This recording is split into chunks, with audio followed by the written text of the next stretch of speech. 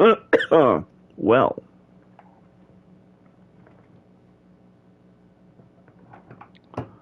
all right, everybody.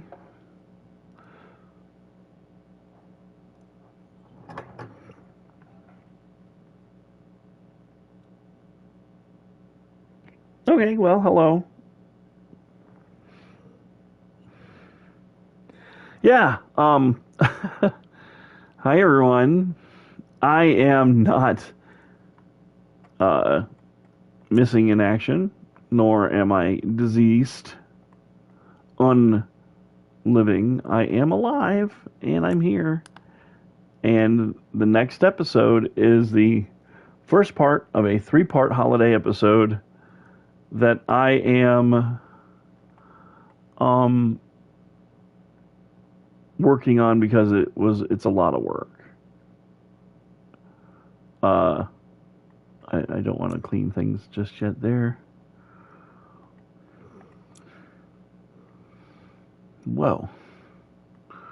Tomb Raider, Midgar, Spoonge Boobs, Spoongy Boobs, Seasonal Specials. How about I just play the regular game and see if I love it? And if I love it, then I love it, and I'll play it. All right? We got that? Update on the coats. One of the coats fits, but I broke the zipper. So I need a new Commander Dan coat. That's because the Commander Dan coat is flimsy and made from Chinese newspapers. But that's neither here nor there. The new episode is coming out. It'll be either up Sunday or Monday of next week, followed rapidly by the other two parts. I wanted to throw up a stream tonight so that we could hang out. If you guys decide to hang out, if not, that's fine. It's fine if you don't want to hang out. I understand. Commander Dan's been away. You space pirates have been running amok all over the retro station. I found your little happy little piles of trash and your candy wrappers and your video game boxes everywhere. We also took some time to rearrange the actual retro station. That'd be this studio where I shoot the show, because it was looking rough, dudes and dudettes. So let's get to it. Let's see what we can do. Let's go ahead and ew, what the?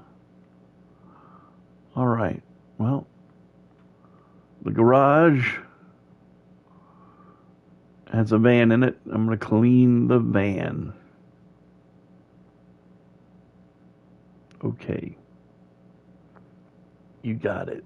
Van cleaning. That's what we're going to do.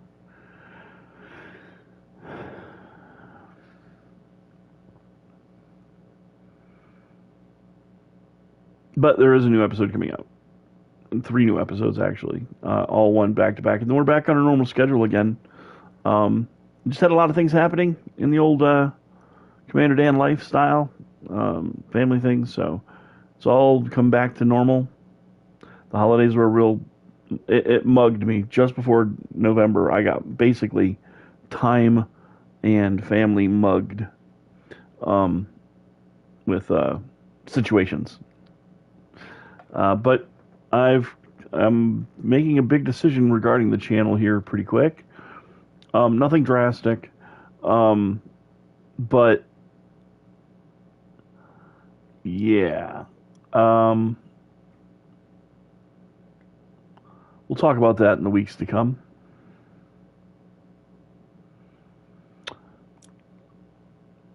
But the let's just say the first episode of this holiday special is going to blow your mind. The amount of work Stephanie and I both put into this thing is going to flip your lid.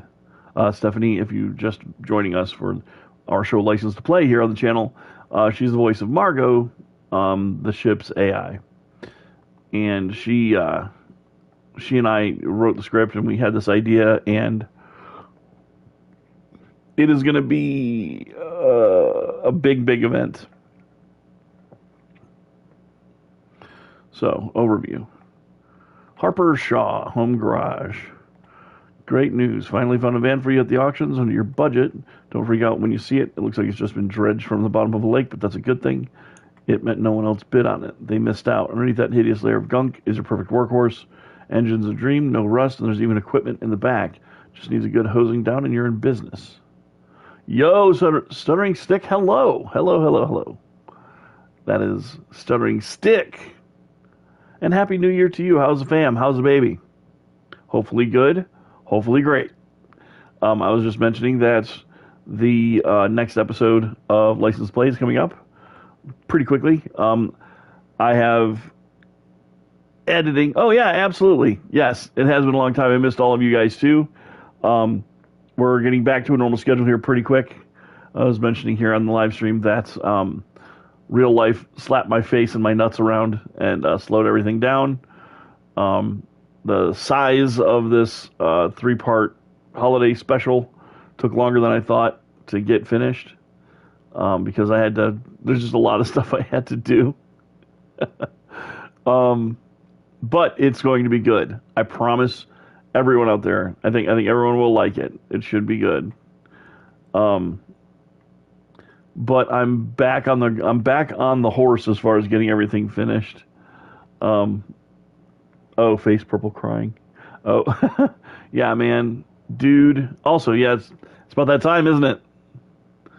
It's about that time for the young one to start just letting their voice be heard at all times for no reason.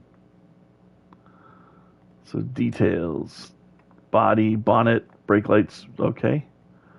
Massages. Oh, that is definitely a van down by the river. All right, let's go ahead and clean this sumbitch. I want to do something that wasn't going to make me feel like tearing my hair out while I was playing video games as well. Oh.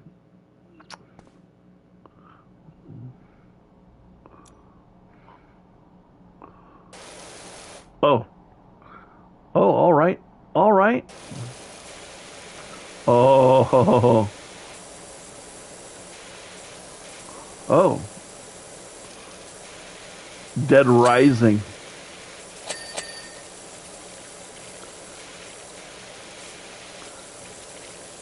Not Dead Rising, what am I thinking? Dead Space. It's like, ring.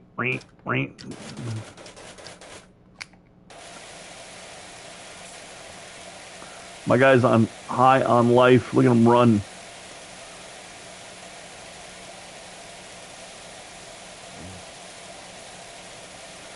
All right, there we go.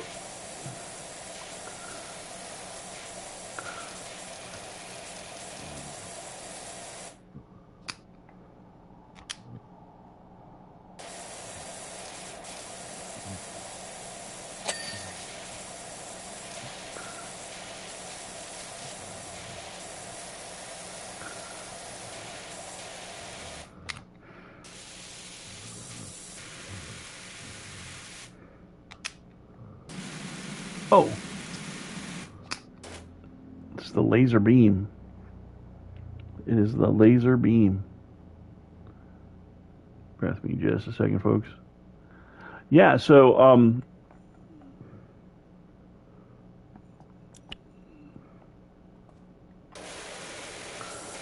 yeah, I got ambushed.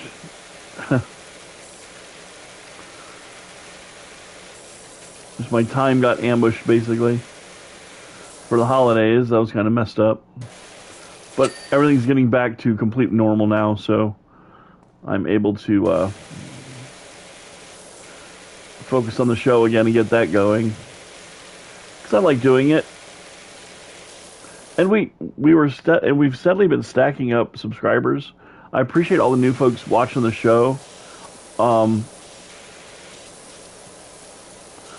that's good. That's good. But I imagine, like, for a while recently, is before getting used to the fact that,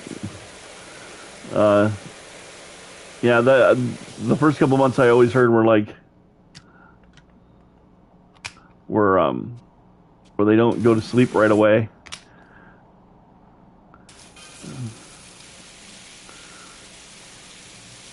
Speed run. What's the world record? I'm gonna get that. Let me get that world record real quick. Probably I won't though.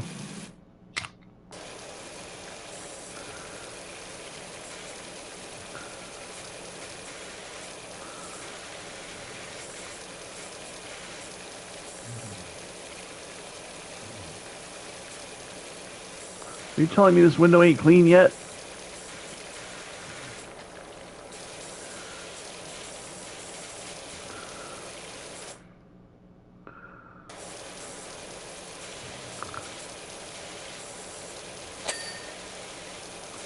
That's what I was talking about, right there.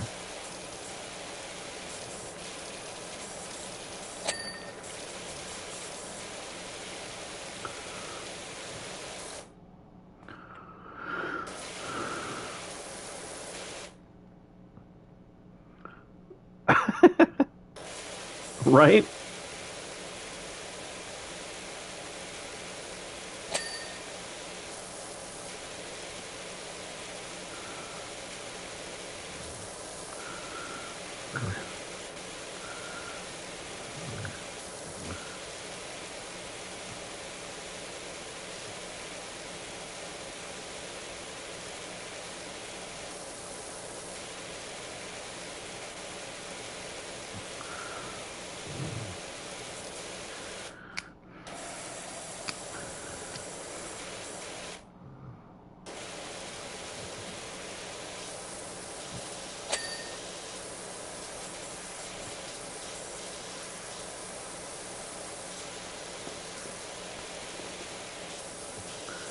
All right, here we go.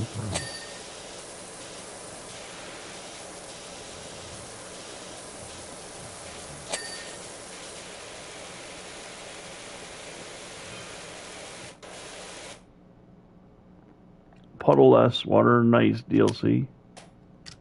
I don't know what you're saying, man.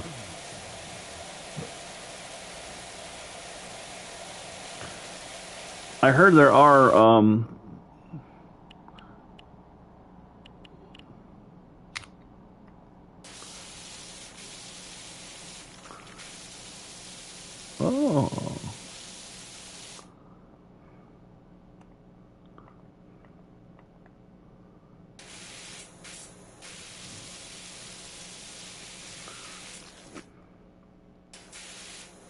Oh wow.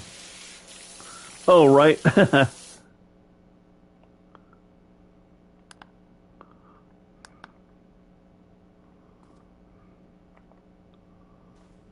Oh my god. I got ups. Why am I not in the NBA? I do not need to be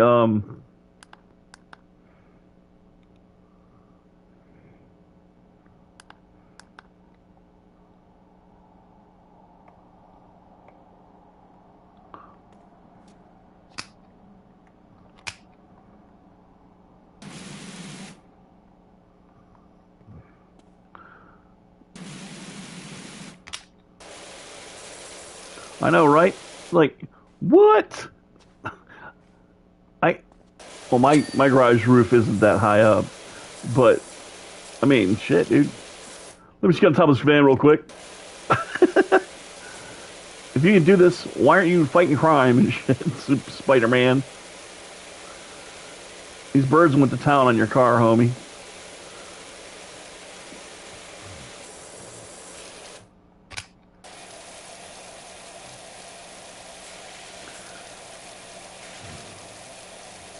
I've come from the future to clean all of the cars and steal all of the jobs from all the homeless men and women. Give me your shoes, your power washer, and your big shoe, big tennis shoes so I can jump into the air. And all of these kinds of things. Show me your leadership capabilities.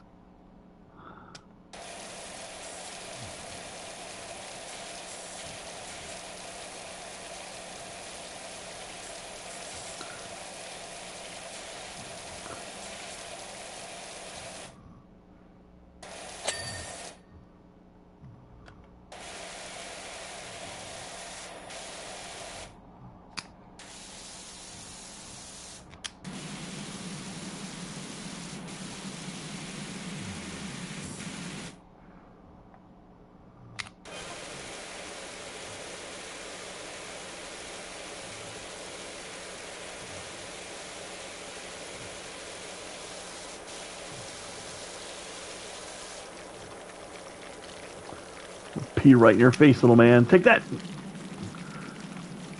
Take that, pee gremlin.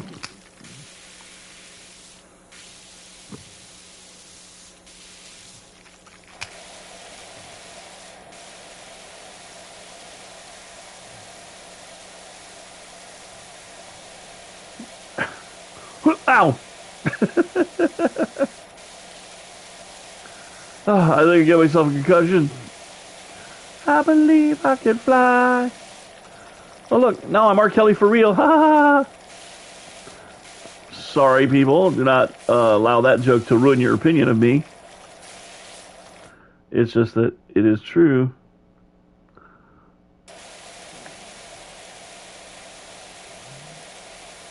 That R. Kelly peed on that kid. And how do we know it was a kid? R. Kelly told that kid to say, "I'm a kid," into the camera. Because R. Kelly believes he can also fly away from prison. He was wrong about that.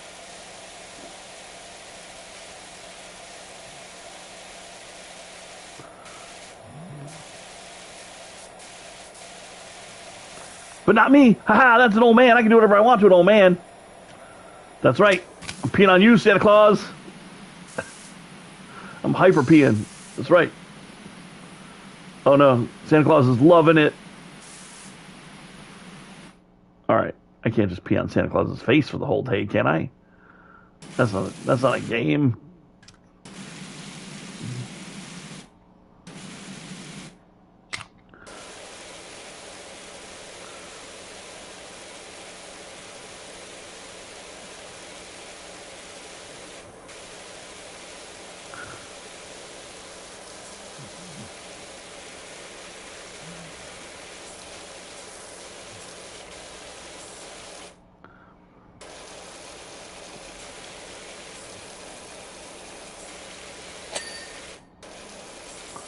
It's so satisfying.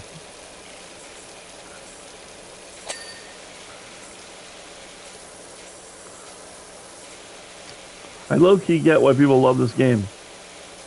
Like, yeah, this makes sense. This is chilling me out.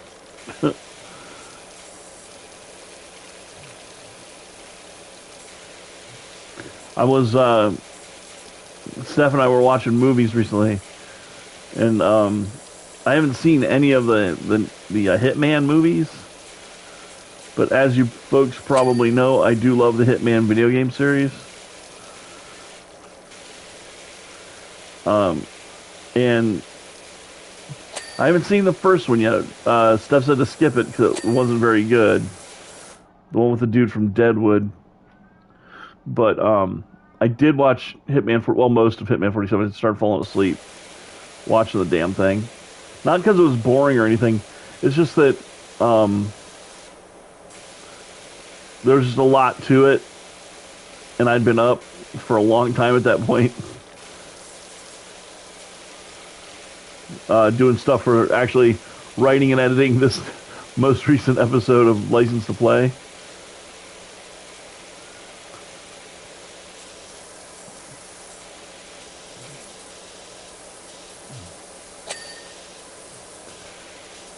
So I fell asleep. But I will say that it was funny because I know a lot about the lore of the game and everything. So I could answer a bunch of questions. Steph had a bunch of questions about it even after watching it once. She was like, "What's this and what's this?" I'm like, "Oh, well." I guessed right away that the chick in the thing is basically his genetic sister, kind of like Solid Snake and Liquid Snake and all that shit because they do the genetic testing.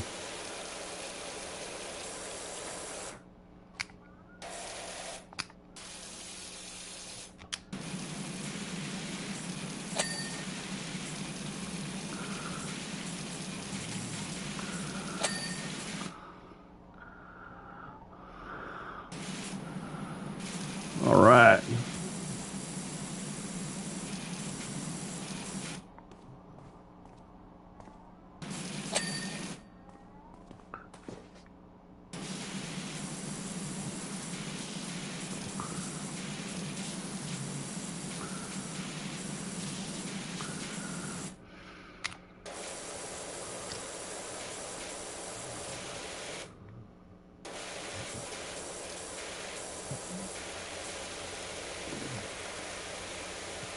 Well, what are we doing? What's going on then?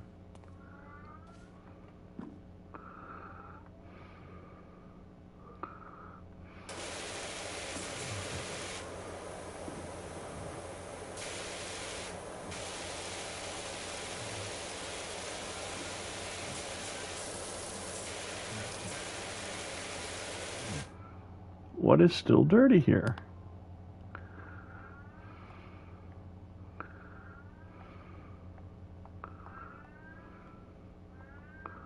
Bumpers.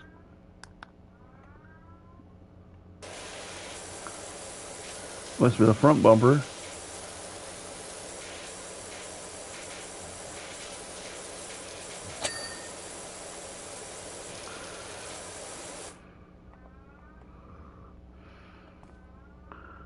All right.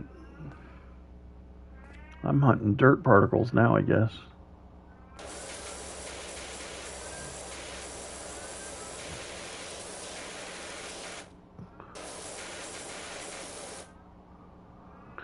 Okay, maybe it's in the front, then it's at the top of that, right?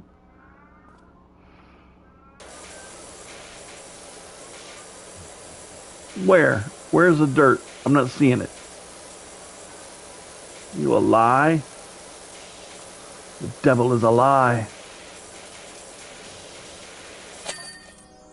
Oh my God.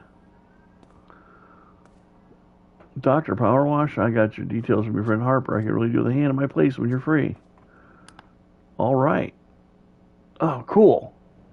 This will be fun.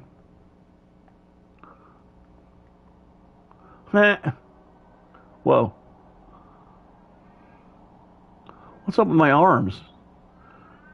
My God. I'm being haunted by a specter ghost.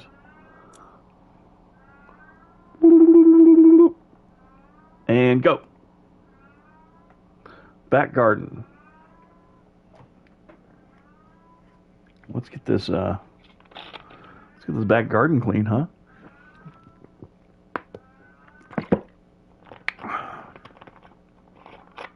Oh, we can buy things. I want some soap.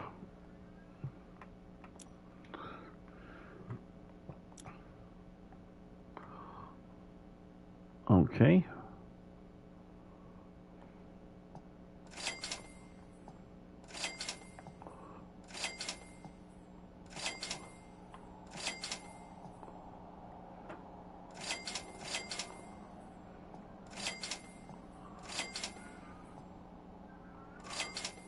All right.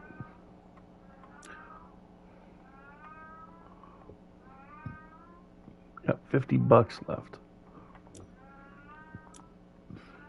Ooh. Too rich for my blood.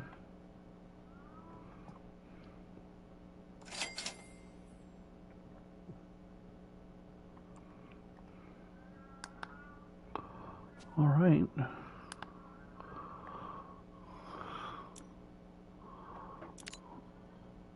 Hey, Doc, I hope you like a challenge because I'm pretty sure I've got the dirtiest backyard you've ever seen. Then wipe your ass, boy. Papa don't play no mess. Wipe your dirty ass. Keep your backyard clean. I'll do that. I'll just move back to town for a bit. Tell my folks both down to their last knee. Rented what I thought was a great little place. Should have questioned why there wasn't any garden picks in the ad. They must have been rhinos here or something. Oh, and when girls itch you to get out there, and I want them still itching when they get back inside, please do your thing. Well, look who it is. It's Michael Good. Hey, and thank you for the card, Michael. It was really nice. Thank you. It's up on the fridge. We really, really liked it. All right, now I gotta clean this place up. Oh boy. Oh, would you look at that? Oh God. Heavy smokers, huh? That's what. Even their dog is a filthy beast. All right. Well, let's. Funnily enough, my first girlfriend, Florraine Perez, used to live here back in the day. Those were good times. I need to know your life story, Calvin. I'm here to clean your filthy living condition.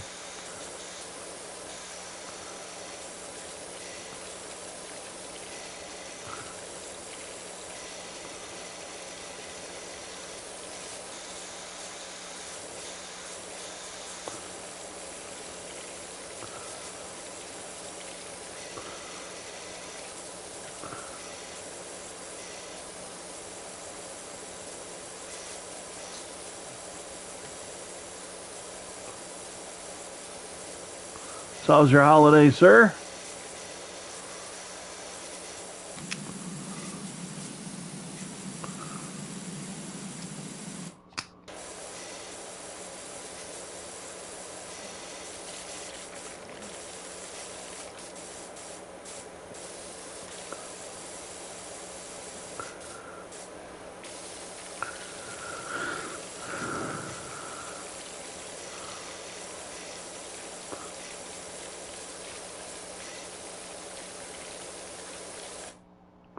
Oh, they went.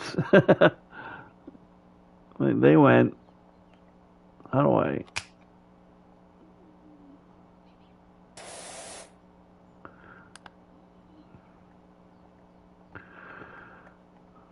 Huh.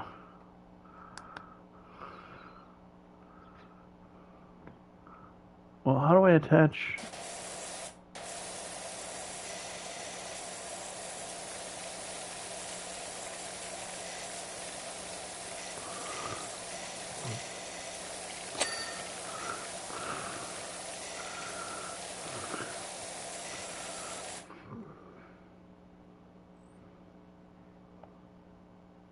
Oh, yeah,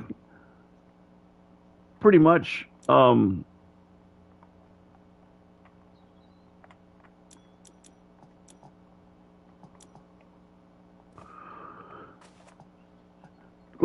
of glad they're over. Yeah, no cleaner attached.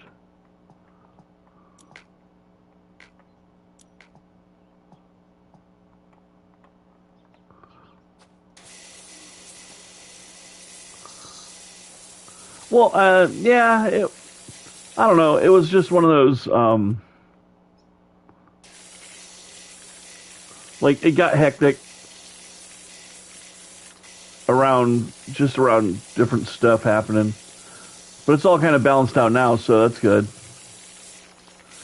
How do I connect? Okay.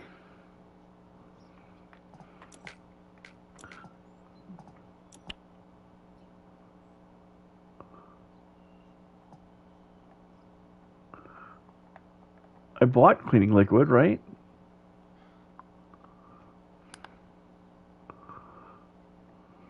Okay. I certainly got no effing money left.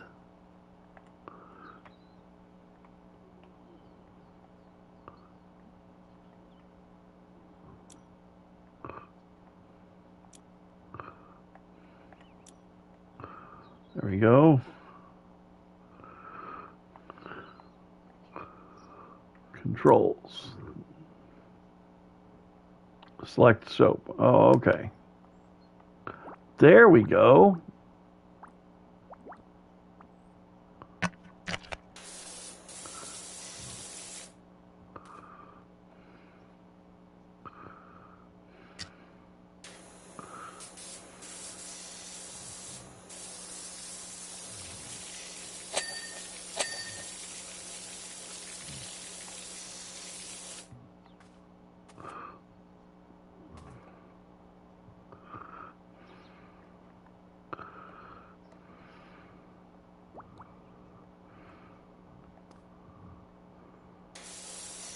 Well, I'm not getting how you're supposed to. Lawnmower's done. All right.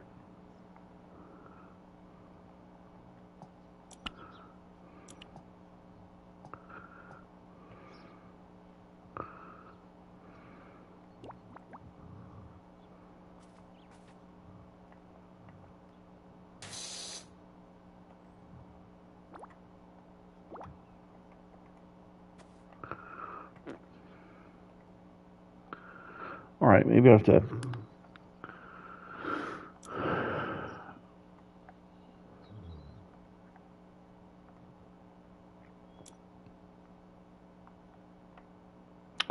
Oh, I don't have a soap nozzle. Great.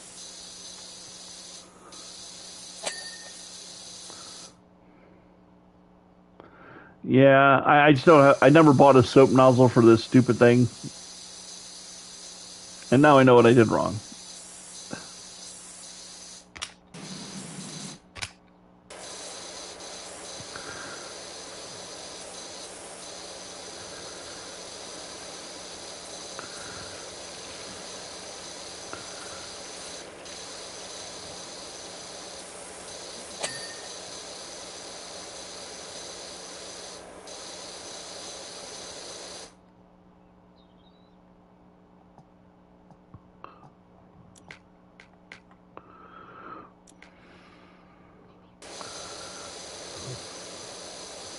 There we go. But thanks for the tip. Yeah, I I needed to buy the right nozzle thing.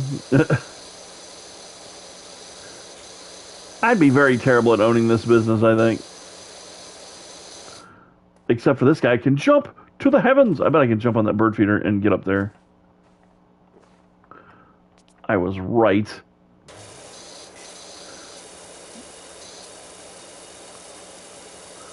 You don't need to offer Papa no stepladder. I got this. I got this. So I had heard about this game. I hadn't played it yet, but it's funny. I heard about it from that show Game Theory on YouTube. That their game theory is that this place is right next to a volcano. Yep, and there it be. And that's why everything's covered in this soot, which means that this neighborhood's actually kind of doomed, because when things like this start happening around a volcano, it means it's about to erupt. I thought that was really interesting.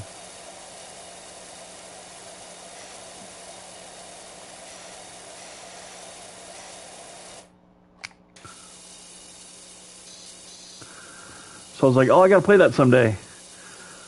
And so I got it on Steam a long time ago, and then I never picked it up. And then it was on PlayStation. I'm like, okay, I'll probably play it now. But I got real addicted to this other game called Vampire Survivors on the Switch, and I've just been, well, Michael, you know, you're my friend on Switch. If you look for me there, you'll have seen I've been playing for that thing, either that or Metal Gear for a while now. Because I loves me some Metal Gear. And it being on the Switch is rad. Do, do, do, do, do, do. Here, this game is the OCD simulator. Pretend you have obsessive compulsive disorder.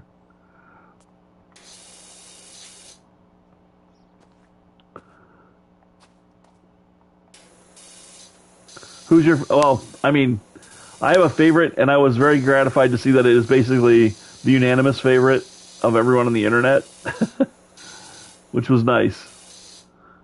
Because my favorite is Po Racho. I love Po. Although my buddy Greg is watching me play, he's like, is his power he has old man nuts? And I'm like, it's garlic, but what you say makes even more sense. Get that grime off of there. It's grime time dirty on there. Ugh. How did you get Dookie under the dirt? I mean, that smell would repel vampires, I think. His vinegary old man nuts. Actually, now that I say that, hold on, folks. There's going to be a pause in the action for just a second.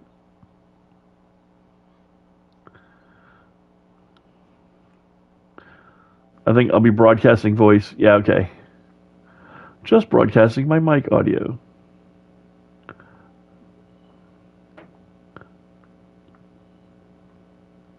Ooh, what is that?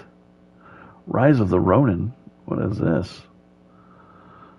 Forge My Fate. Oh, pre-order. Who's it by, though? Who makes it? Oh, it's going to be by Sony?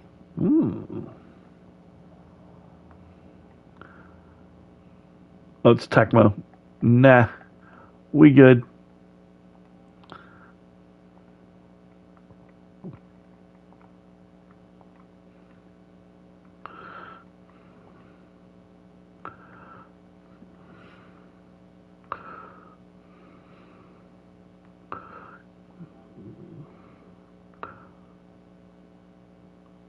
Holy crap. Is the only... It looks like the only place that this isn't on is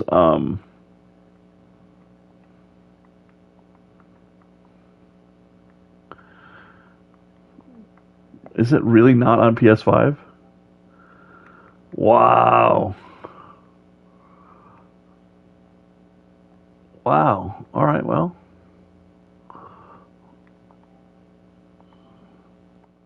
back to game. Wow. So there's no Vampire Survivor on PS5. That's lame.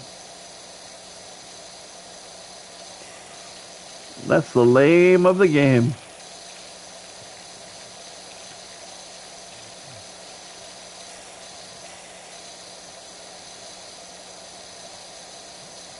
Man.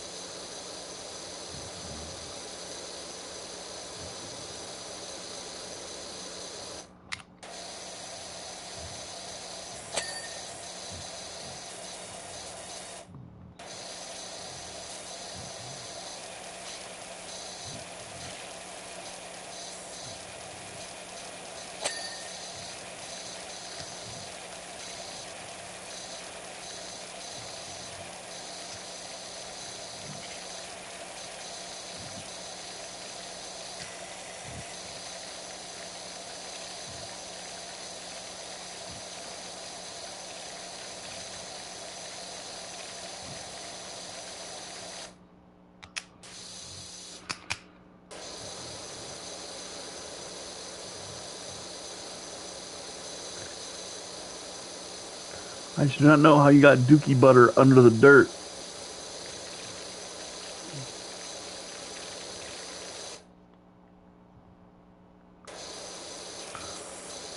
Forever unclean.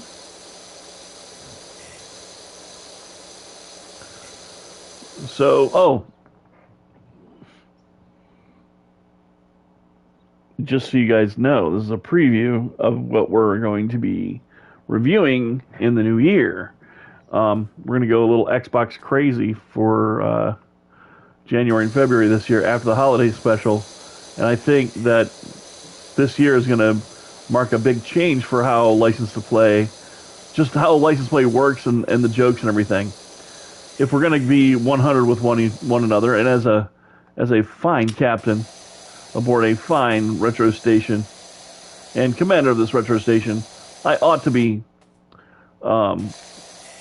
keeping it real. And I figure you folks would want to know. For a long time, about a year or so, I was taking antidepressant medication for dysthymic disorder. It's a clinical issue where your body doesn't create the right chemicals to reward you for finishing tasks and things.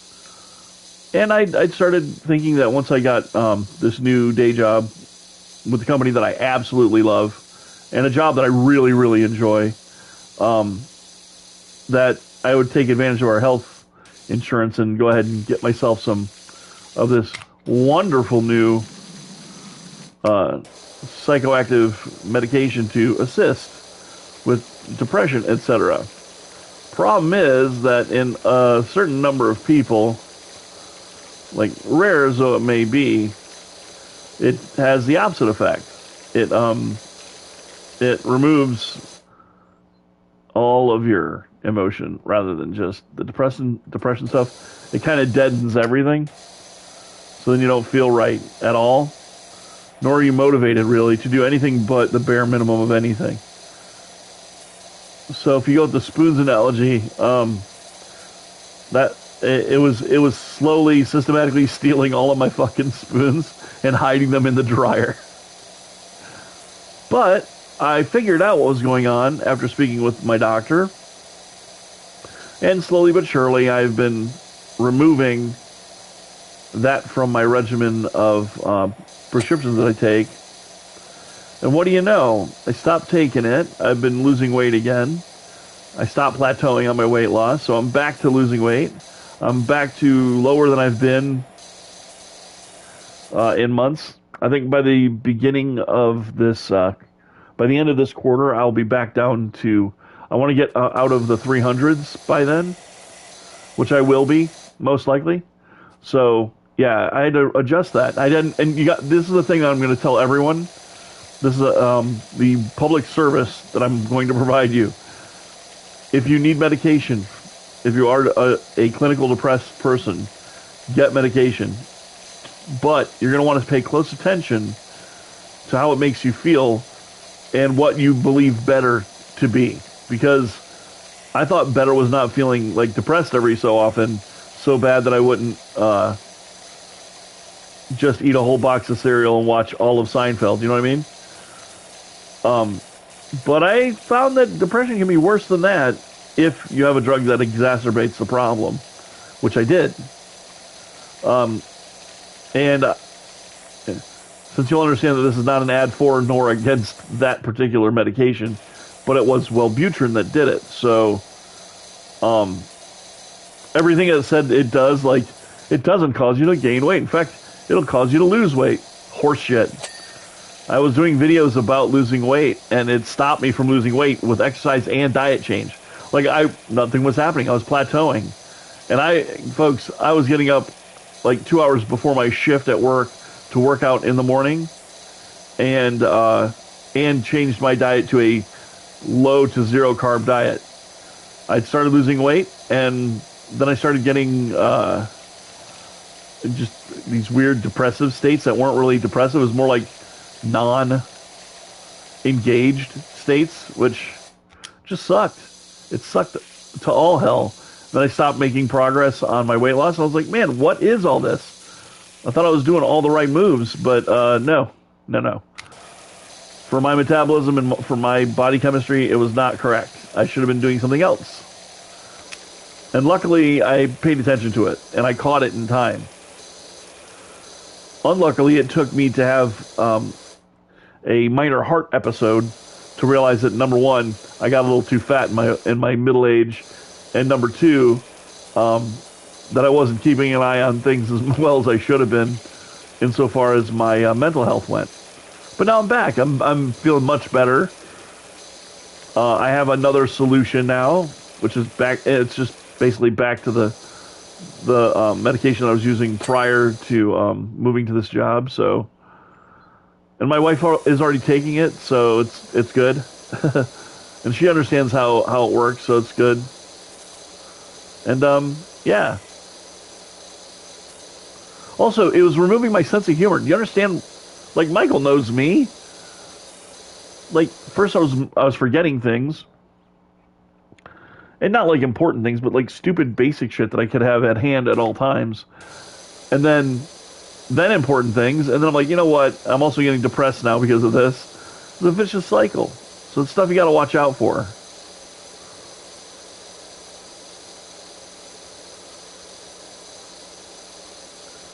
Oh yeah. Oh yeah. Um,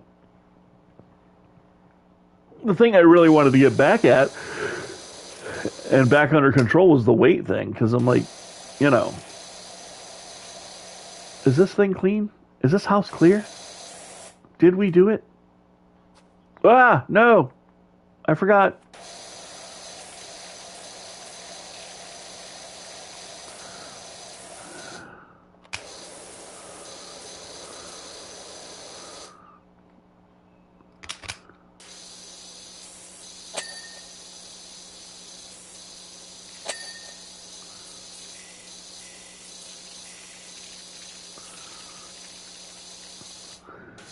Oh, yeah. And I was prepared for that. I was prepared for, I'll keep an eye on that.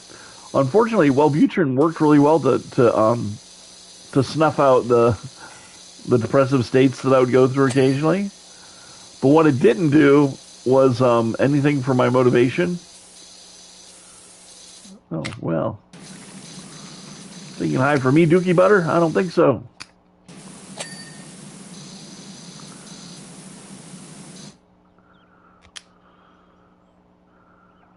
All right.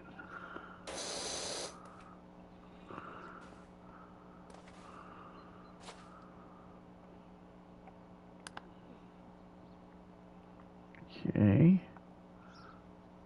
Windows. Hanging planters, lawnmower engine, lawnmower handle. The shed. Clean, clean, clean, clean, clean, clean, clean. All right.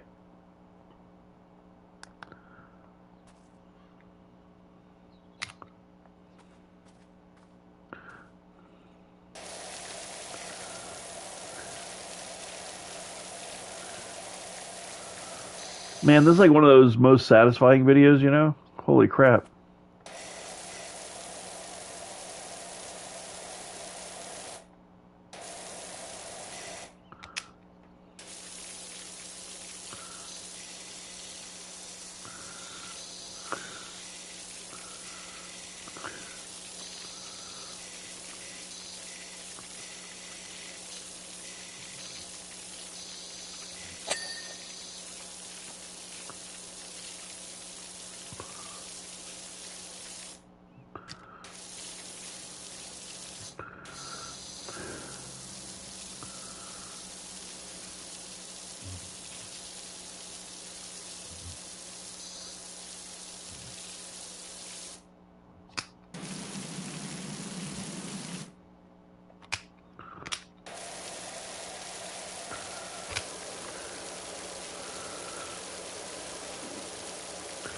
Stuck on you.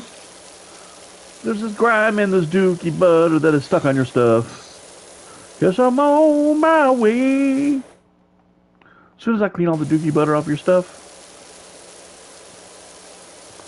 Got that doo-doo butter on your stuff. It's so gross it is enough. And I sat outside your house cleaning. 'Cause the dookie butter was disgusting.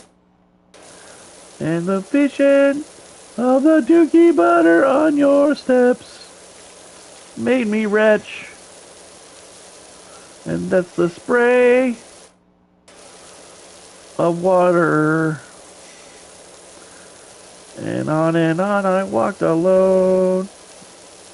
Spraying dookie butter off the stones. And now your stones are squeaky freaking clean. There's no dookie butter anywhere to be seen. Now your kids can come out and play without getting all dirty. Until 4:30.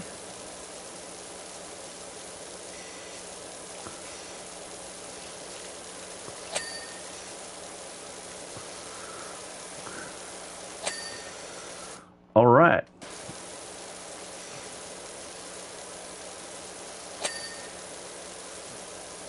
Got to go hard in the paint on these steps here.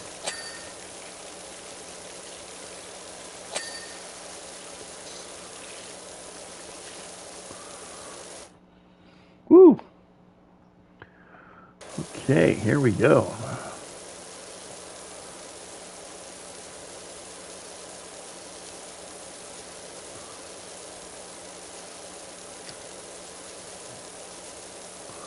Oh, don't worry, we'll get to you.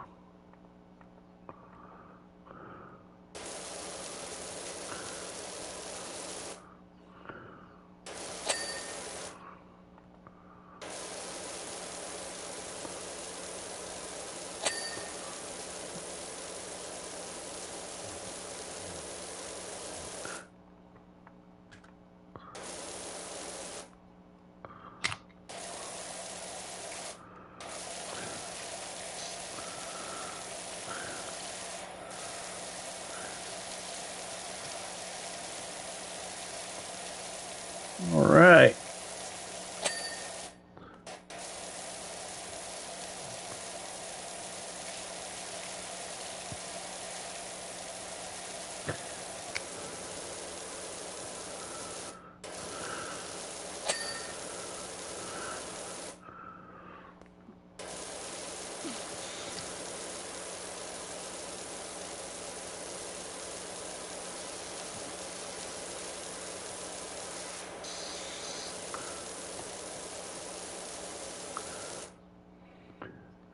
Oh my God, what is up, dude?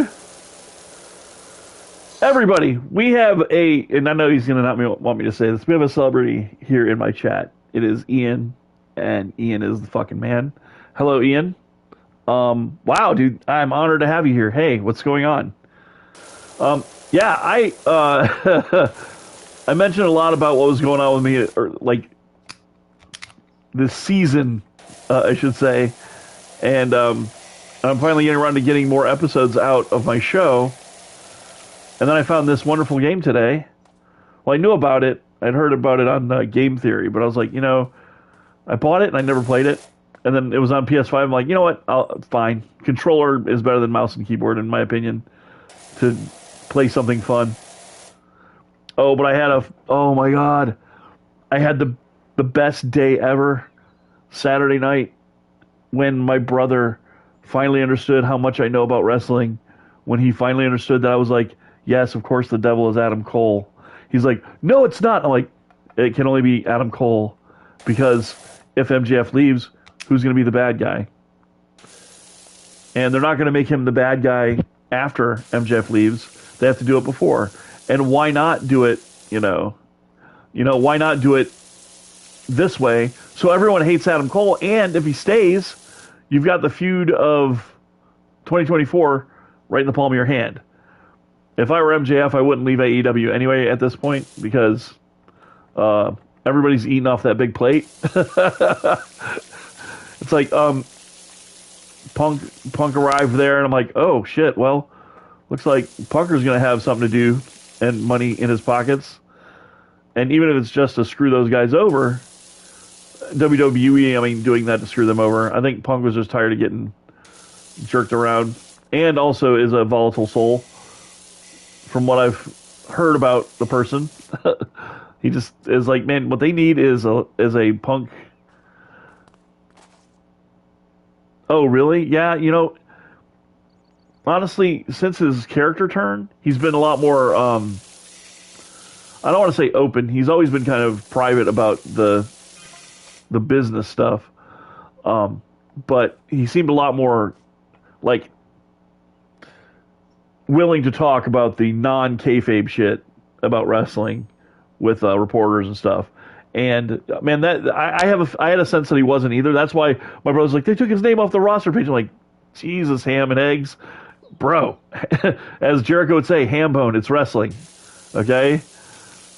Whoever they got now in terms of like planning this shit out, they have got somebody professional now to work us, the marks. And if you don't believe me, the way he reacted on my phone was like, oh no.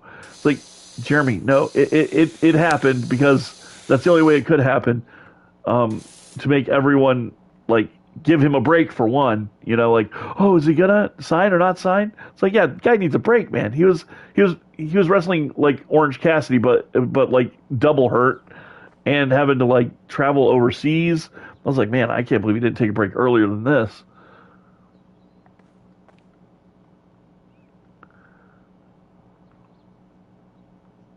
Oh, we'll see what'll happen. I have a shirt. It says I have a shirt. It says I'm a Jim Cornette guy, and I am. I love that man, and I hate that man. I love the man for his dedication to a world that has passed on, and he unfortunately he needs to stop watching AEW or just let the fans go, because the hate he brings to it like makes that whole like WWE versus AEW thing happen. And it's like, there's no reason for it. AEW offers something different. They offer pistachio ice cream for people who don't like anything but, regular ice cream.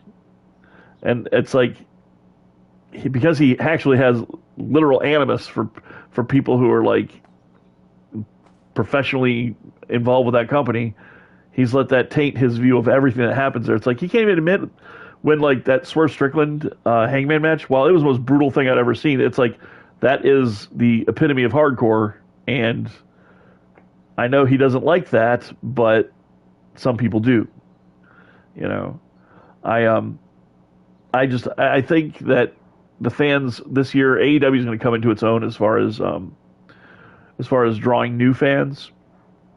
Because did you hear the rumor about Drew McIntyre wanting to go to AEW? I mean, it was Wrestle Talk talking shit, but I buy their stuff for $1. Like I'll say yeah, sure. I can see Drew wanting to get out of a crowded championship picture, you know, and that's true too. And that's the other thing. I was like, Tony Khan. I'm sure he's heard this. He's a multi-billionaire, and I'm some jabron in the Midwest playing with a goddamn power washer game. But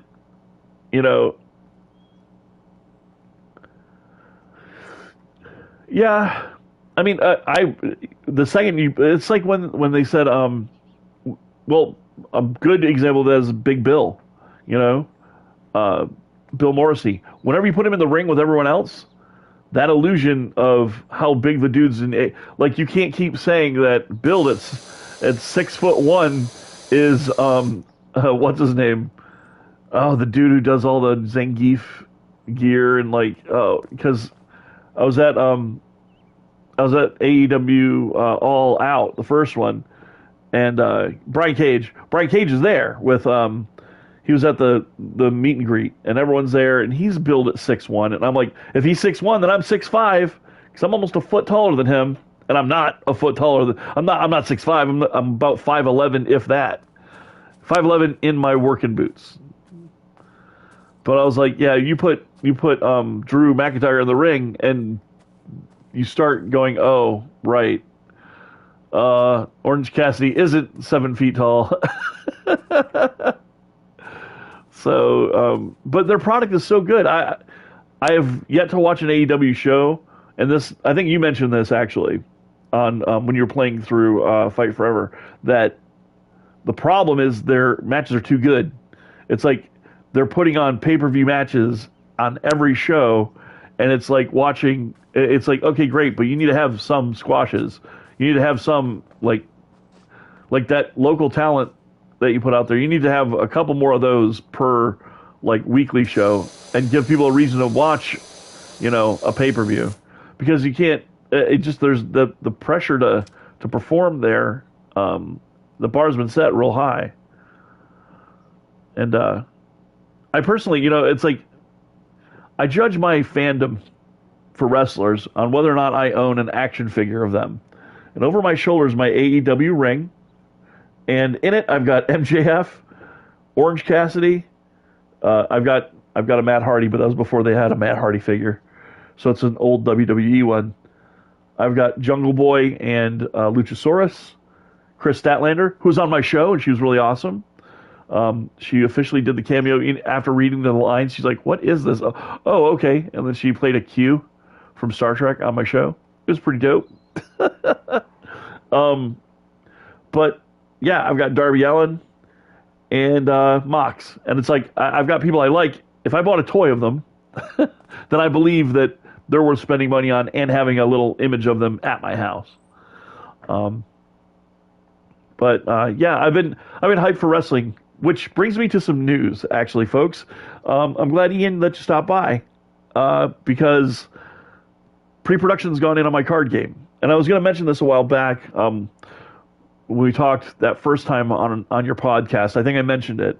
A publishing company has just started prototyping the cards for my wrestling card game, and it's going to be it's going to come out this year or beginning of next year, and but yeah, it's going to be a strategic card game. So imagine a deck builder game where you like Magic the Gathering or Yu-Gi-Oh, except it plays more like War kind of, so it's more in the moment. And what we're doing now is I sold it 2 years ago, just after CM Punk came back, and I was like, I told the guy, I was like, hey, look, this is the time for this project, which I've been working on for, I don't know, 20 years, since eFeds were a big thing back in the early 2000s. I ran an eFed for a decade, and we used this program to run the Fed, and I translated it into a tabletop game. And I'm like, man, only a certain number of wrestling fans I know would want to play a tabletop, like RPG based around wrestling. And I was like, but it has to have a mechanic that keeps it fun, even if you're not playing the extra dorky part of it, which would be the role playing game. And so I came up with a card system that it literally every card game I've ever played, you're always just laying characters on the table. So that part's like Magic, where it's like, oh, I have this card and this card can, and then I stack it with another wrestler. So it's like you're playing like either the manager of a Fed or like the manager of a stable or some shit. I wanted a game where you're playing, I'm a wrestler, you're a wrestler, and we're wrestling.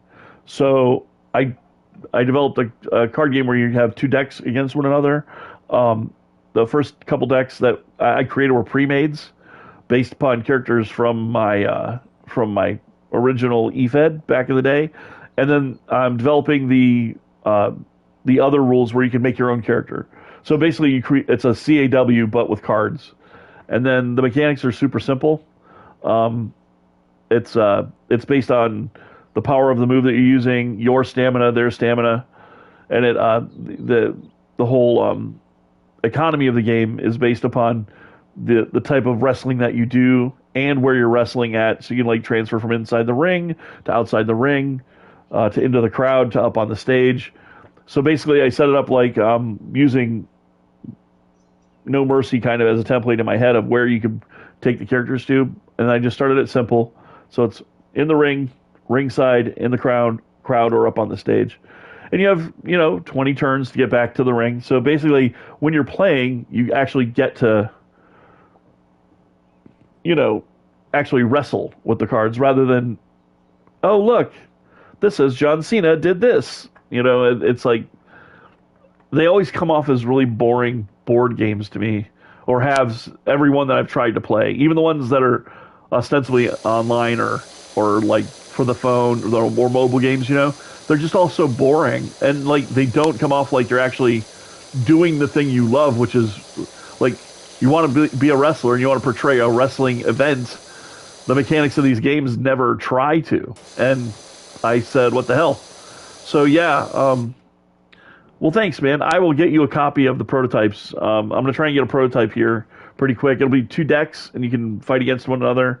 And then I need playtesters anyway, so as soon as my man has a couple prototypes made, I will grab some, and if you have a P.O. box, I can P.O. box them to you.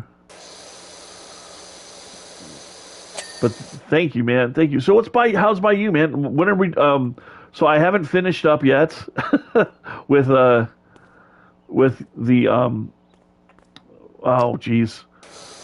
you and Stoat Crow Comedies manager versus manager stuff.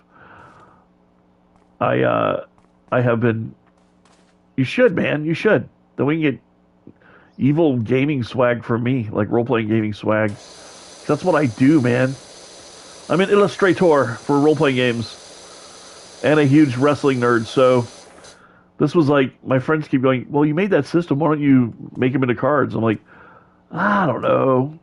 And then my friend told me not to be such a fucking George McFly about it. And I was like, okay, you've shamed me. You shamed me into it. So I approached the dude at a convention. I was like, hey, man, I like the products you're putting out now. He's the guy who helped put out... the Avatar, The Last Airbender tabletop game. He was one of the main publishers that were helping to distribute their game, and so that's what he does. He goes, oh, if you've got a game, I'll help you put it together and distribute it. And I'm like, great. The only thing I don't want to do is draw it. So get me some artists, and I will give you the rules and the setup, and we'll get this game made. And I said. And right now is a really great time because right now a lot of young fans are coming into it and they're going to want something like this. And how do I know that? Well, because I lived through the Attitude Era, and that's what bred that. Michael, how is it going? What's cracking? I'm cleaning fences because that's what I do in my free time is spray down these damn fences. And I was just talking about a card game that I'm working on that's probably going to be published either this year or next year. The system's called the Fight On system. because those bastards called their video game. Literally, the day I handed over the documents, we're announcing a new video game, Fight Forever. I'm like, bro, Tony Khan, you wealthy bastard, you steal money from my mouth? Nah, I'm getting on the hate train now, Tony Khan. You and your happy ass. He does coke. I'm like, I don't think so. Then I saw that hat and them goggles at the scrum, and I'm like, okay, all right. The accusations are ringing true there, Tony.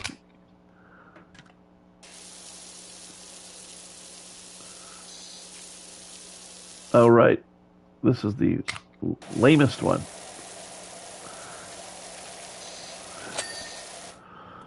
But yeah.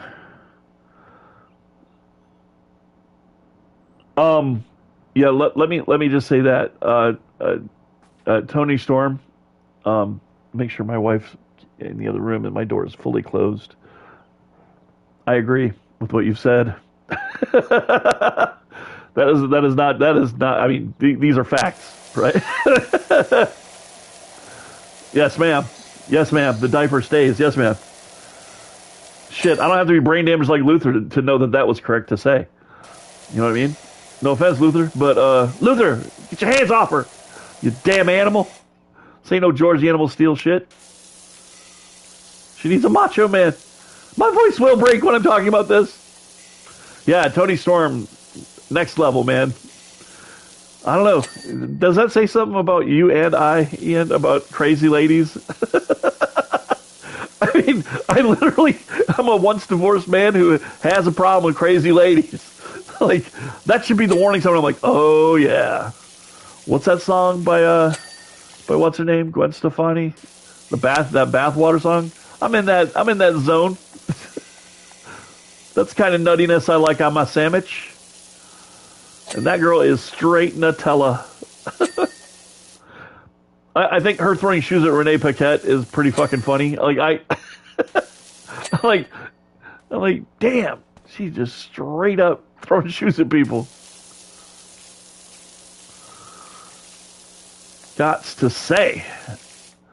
Look at that. I made $102. I've been streaming now for, let me see how long it took me to make $102. Yeah, holy shit. That's not bad. $102 in an hour? Hell yeah. And all I had to do was buy a power washer and just forget that I hate looking at dookie butter. How did your dog shit on its own roof? Man, you need a new dog. You don't need me cleaning shit. Burn this house and get yourself a new damn dog. Oh, but it's just Rusty's, what you been feeding him? How do you get shit on his roof? Oh, you sleep like Snoopy? Okay, you got a Snoopy dog who also takes big rusty shits on his house.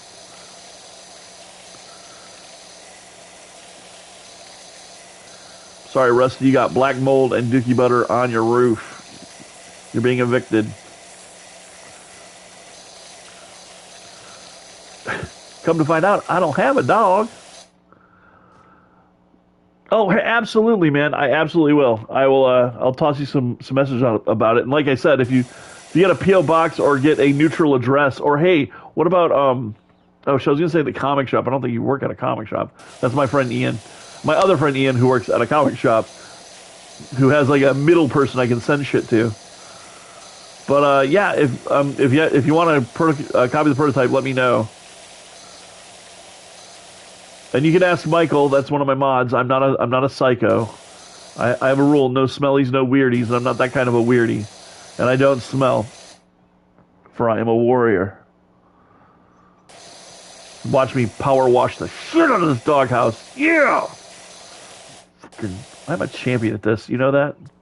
Holy shit! He shit on the back of his house too.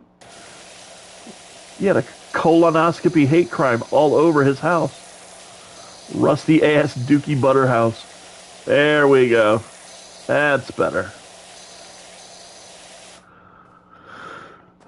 I'm gonna finish my story this year at WrestleMania. Hello, I'm The Rock, and I take all of your stuff. God damn it. Finally, The Rock has ruined your career again. Aw, boo. Sorry, Cody. How do you feel your chances are of finishing that story anytime soon?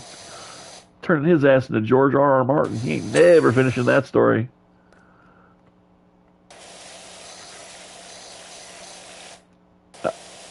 I always understood why he went back to the WWE. It made sense to me because I figured he wanted to get that shit that his dad owned back. That always made sense. But I had a feeling that if they didn't sell it to him right away, he was going to end up wearing them damn polka dots before long. I know he says, I'm never going to do Stardust again. Yeah, but you're going to be wearing them polka dots. Come on, Rampage wasn't that bad. Wasn't that good, but it wasn't that bad. But I will say, the only movie I've really liked with him that I could watch over and over again is The Rundown. Him calling out his own movie was pretty dope, though. It was pretty tight. Did anyone see Baywatch? I saw a review of it, and from what I heard, it's trash. But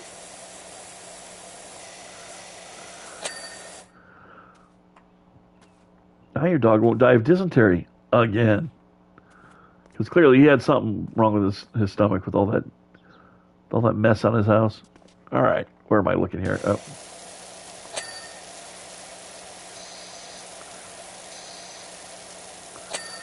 There we go. Ugh. Well, I gotta clear the fingerprints. All right, I will say I like this game, but it is very much like having OCD. It's like, oh, nope, there's still a speckle of dirt, a schmeckle of dirt on something, and you need to touch it. What? There are fingerprints on the bricks. The mice have been walking across it for hours.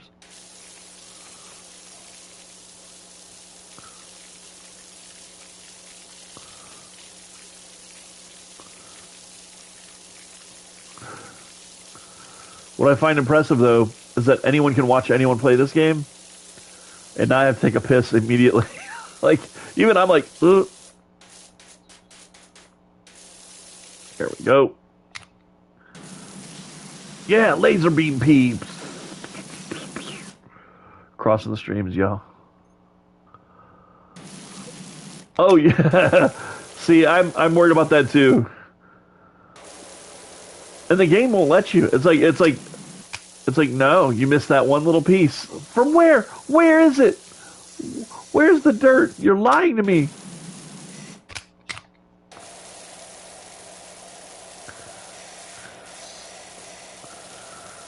All right.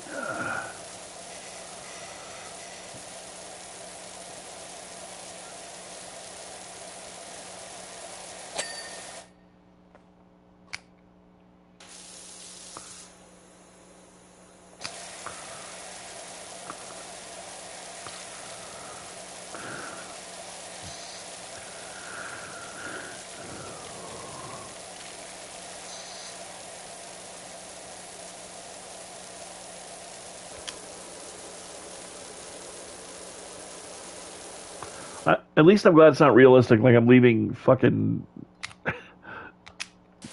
like boot marks everywhere I walk after I spray it off. It's like, nope, I'm wearing ninja booties. They're called Tabi. Whatever.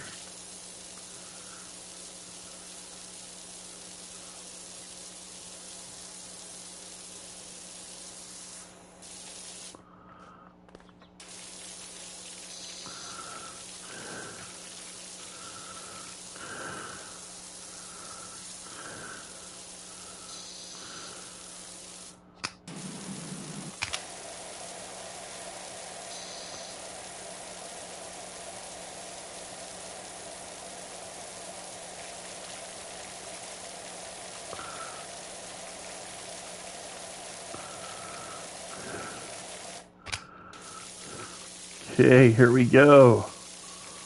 Let's do this thing. Cleanliness is next to godliness. Yeah. Now, when's the part that I tell them about the Lord and the Nexium cult? And we join that sex cult, that chick from Superboy or whatever. Is that part of this game? Is there hidden lore? I can't play a game without hidden lore. All right, here we go.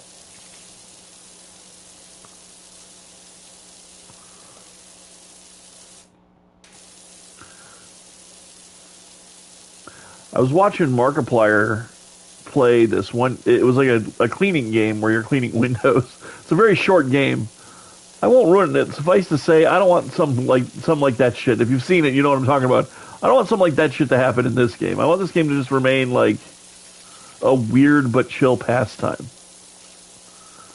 I had a bit of a holiday season, as I said. And I do wonder if, like, people with OCD see the world like that, where dirt is. Like, they're like, yow, wow, wow, yow, wow, wow. Never clean. Always filthy, never clean.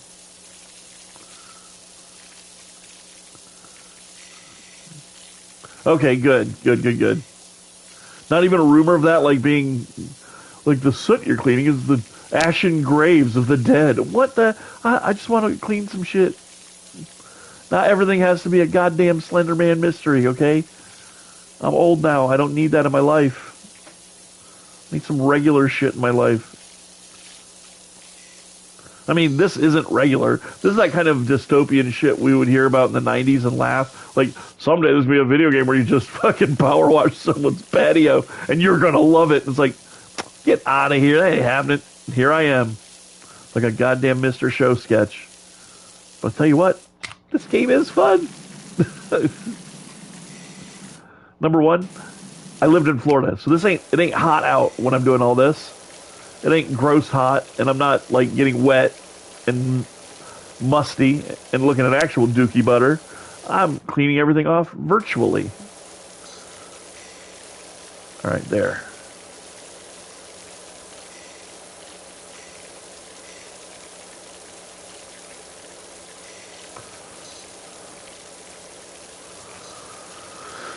Okay, well.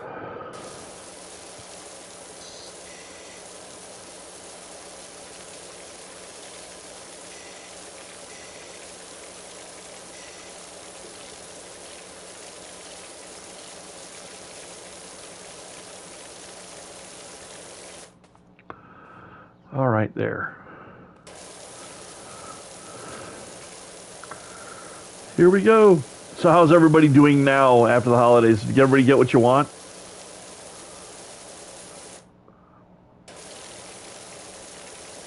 I hope so. I'll show everyone. The thing that I got was for my birthday last year and Christmas of this year, so I can show you here. It was my my Tron machine. My wife Steph got it for me. She's like, "That's your birthday and your Christmas," and I'm like, "Okay, I'm 6 again." But I was like, "All right, cool," because it had just come out and it wasn't on sale, and I've been waiting to buy. Like the 1-ups that I have are have always been on sale, you know. I've been very careful to purchase them when they're on sale, but the Tron one, it came out and I got screwed over on the Star Wars game because I want that Star Wars cabinet. I still do, the one that has the 3 games in it. I wanted to get that one, like super, honestly, super bad, but it came out. It was on. It went on sale right after it came out, and it was out of print for a while. So I was like, shit. I didn't want the same thing to happen with Tron, so I bought it immediately, but I knew I couldn't afford anything big for Christmas. But I did get small things. I got small stuff. I got one more of my D&D action figure collection from the cartoon. I got Eric. They got the shield.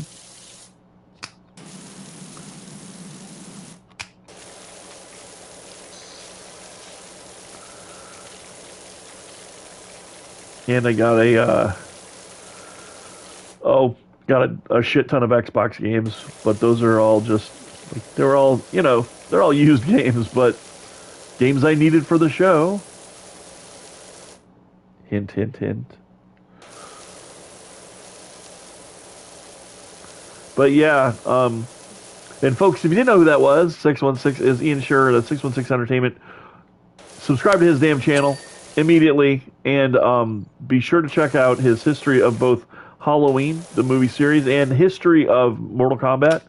Um, I found his channel that way, the history of Mortal Kombat, and his series is like, I don't know, I'm not sure how much like uh, his fan base talks about it or folks in general talk about when they talk about his channel, but Superman is for Everyone is my favorite series on his channel. It's low key my favorite series. Next to his GM Wars, it's like they have these feds with uh, like every character you can think of wrestling one another, and it's brilliant. It is brilliant. It is fantastic, and I myself am a non-player character, so to speak. I'm Dixie Quarter, and it's spelled DICKSYCORTR, Dixie Quarter. And I was bummed out that they didn't have a bunch of the shit from like, well, Michael knows. Michael watched me play through the story mode on Fire Pro World. He didn't have the content from their meat rhythmically slapping poetically against one another. That's a line. Suda51, weird dude. Weird dude makes great games, but yeah, that was some next level shit.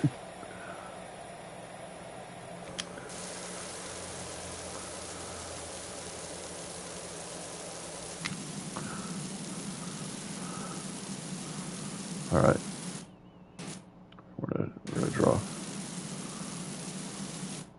and it was like it was very much a completely orthodox game where you're like you're basically wrestling. Well, you're playing the character. It was like a wrestling dating sim. Um, you're playing a character who, and I have the game, by the way. It's a Fire Pro Wrestling Special. Oh wait, no, I think I gave it to somebody because I wanted them to have it. I was like, you have to believe me when I say this is the best game ever. And it's the one where Suda51, the game designer, wrote the story for that game. And basically, Ric Flair ruins your player character's career in the game, in the story mode, and so he kills himself. So it's like, what? And your character in the new one is the son of that character. And when confronted with the same choices, overcomes it. But it does play a lot like a dating sim plus professional wrestling simulator. Suffice to say, I'm the guy who needs to make that goddamn card game, you know what I'm saying? Like, I know my shit. And not only was I hyped to play Suda51's continuation of the Super Fire Pro Wrestling Special storyline, I had a lot of fun doing it, although it was a little weird. They're all about cheeseburgers and shit. It's the craziest damn thing. So if you have Super Fire Pro World and you don't have the Suda51 DLC, you need to get it. It's good. It is a thoroughly entertaining time.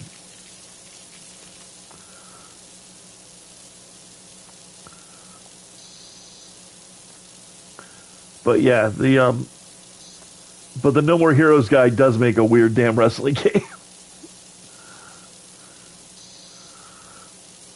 All right. So anyway, that's how Dixie Quarter came to be. I saw they didn't have the content for that. I'm like, hey, screw that. And he's like, dude, it's expensive. I'm like, yeah, well, guess what?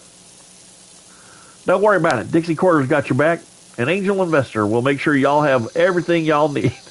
And then I also made a video. I made a video that got his video flagged immediately because y'all know how I do. I made a Monday Nitro party from back in the 90s style video.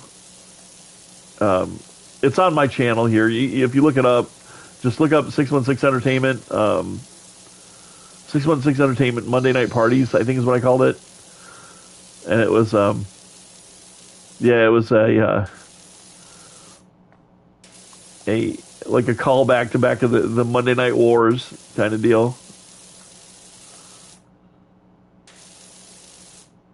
I just want this part of the patio to be clean.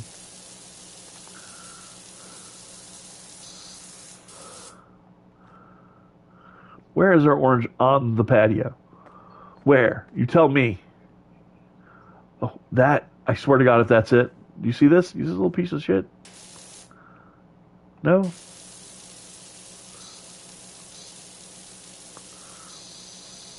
It's got to be this stupid...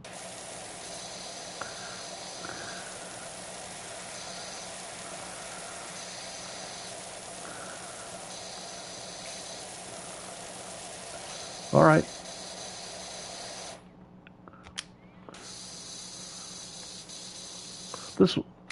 That white one is worth nothing. I want to find who invented that white one and give him a kick in the nuts. Because you're literally just spraying water at something. It's not really cleaning anything.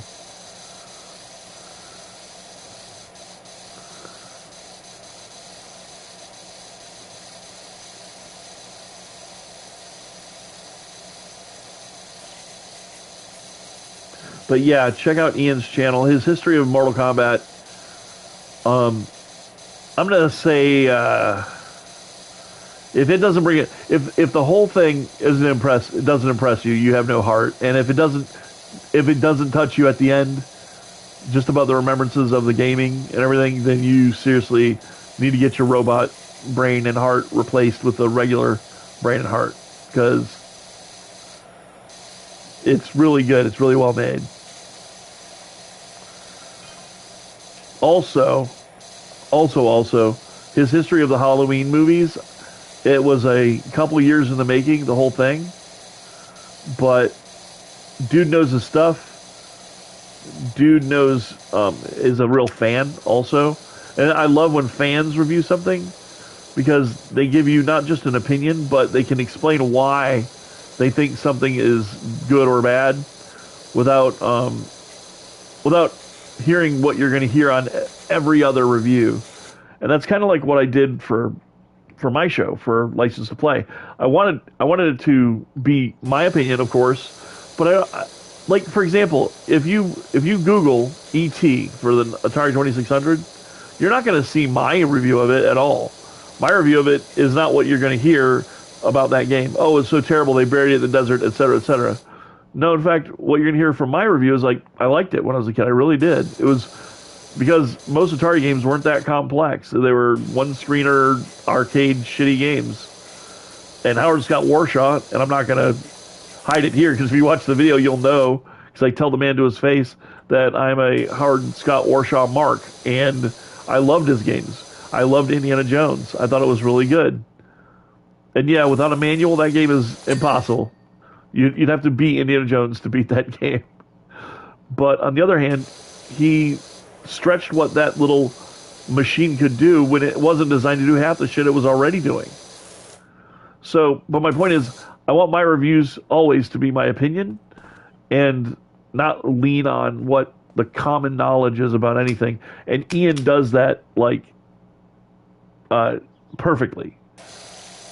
He doesn't allow his fandom to not let him be objective about things, and so because he is a fan, and that's the thing too. When you watch reviews, it's like Siskel and Ebert always intrigued me because they love movies, but then I would not go to them for a review of, say, Friday the 13th. You know what I mean?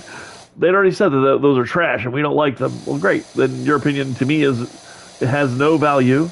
I'd rather watch somebody or hear from somebody who'd never seen one tell me what their opinion was, or who likes horror movies tell me what their opinion is.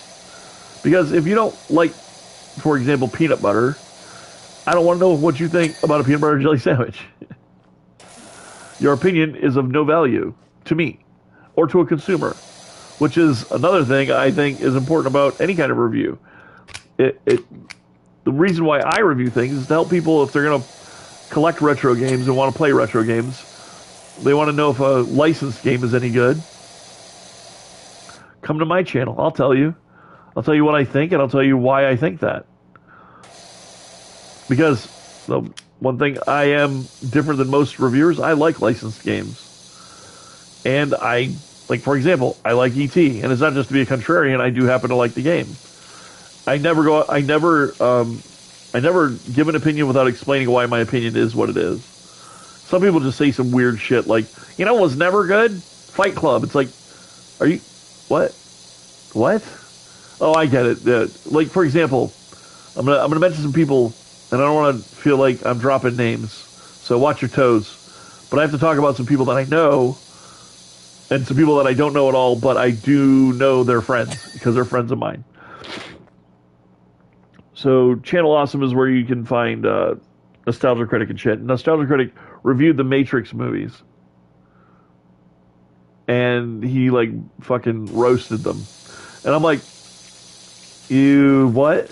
Like, are you you're gonna pretend like those movies were bad? Is what you're gonna say? So that, and I was like, oh, okay, cool. But when I see that, whenever I see that in any medium, especially here on YouTube, I don't hear the Matrix is bad. This is my opinion.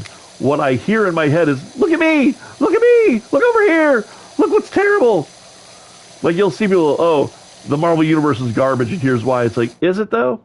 Is it?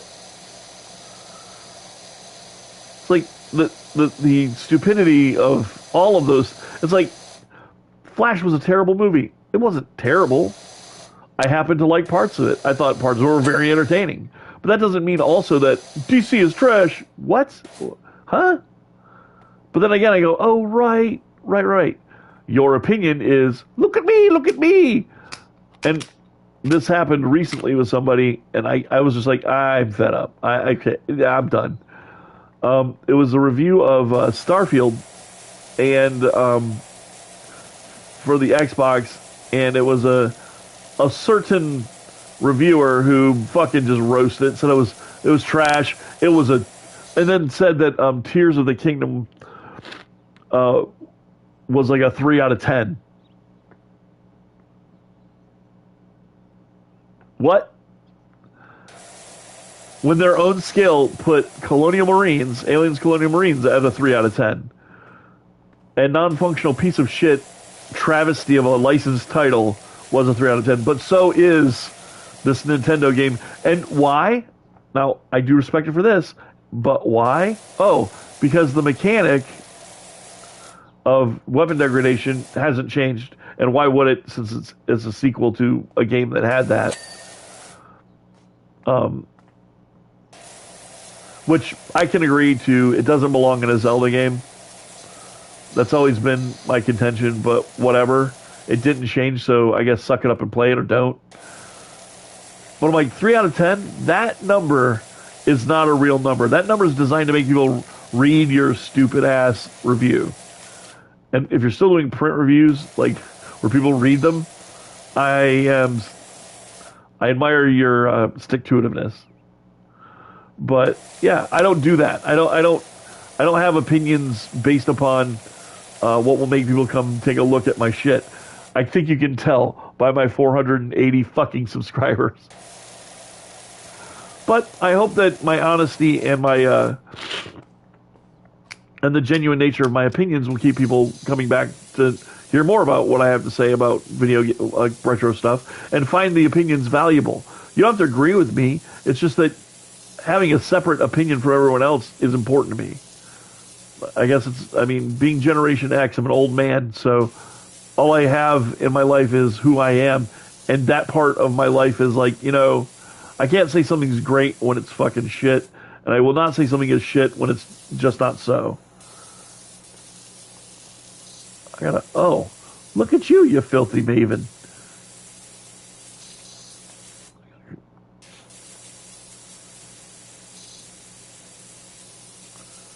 There we go. Oh, you said this wasn't a horror game, Michael. The Umbrella Corporation is behind it all. You see this? You think I'm fucking around? You think I don't know? Oh, also, my man Ian's reviews and recollections of the Resident Evil series. Top-notch fucking series.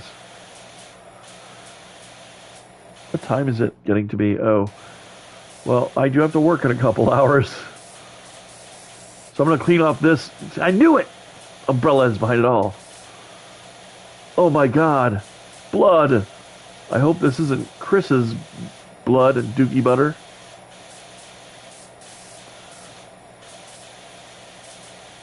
You almost became a hidden savage.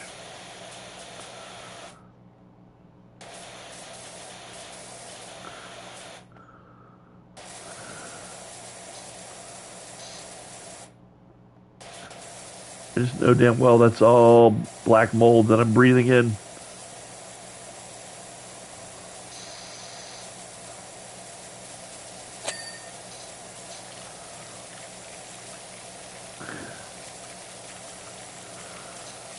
Oh my god! Yeah, that stands to reason. That is an umbrella fucking plan. We put a new base inside a volcano. It's where they're tossing all the zombies in to get burnt up.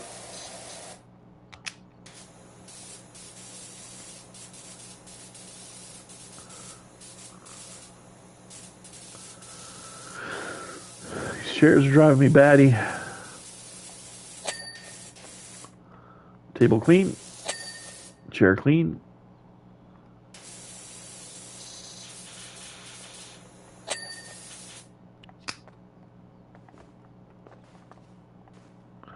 My vertical leap is unmeasured, okay? Human science can't get my vertical leap on record because they don't have cameras fast enough. Oh shit. Okay, well, here, watch this. Oh. I cannot get to the house.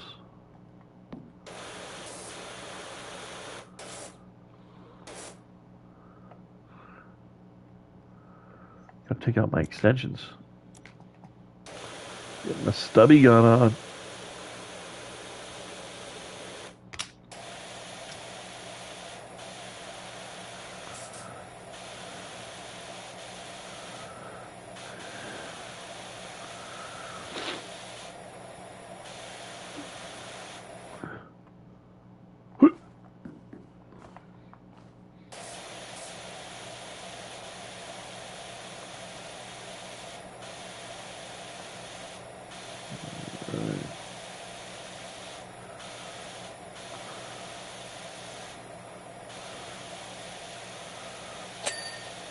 Yes.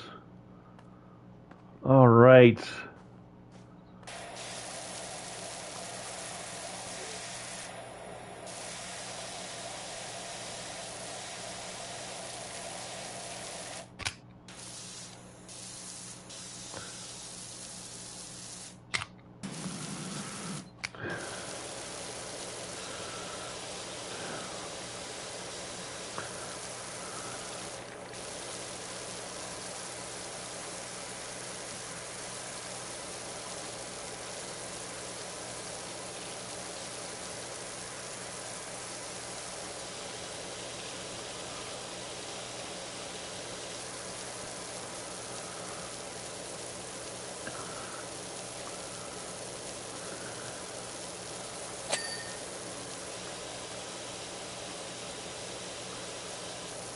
I cleaned the rim of the pond.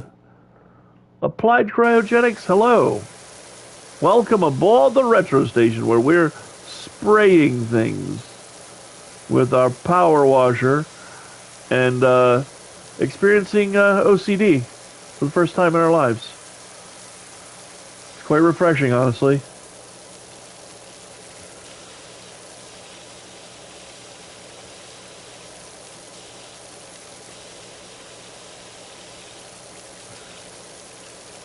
I feel like a superior human. Like I will not let dirt escape my sight.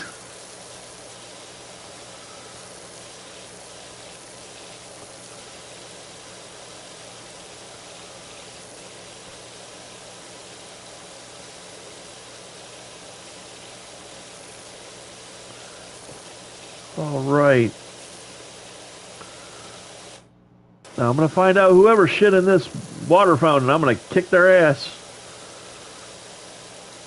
If I find it like this ever again, the Homeowners Association will hire me to hit you with a belt buckle right in the ass. There we go.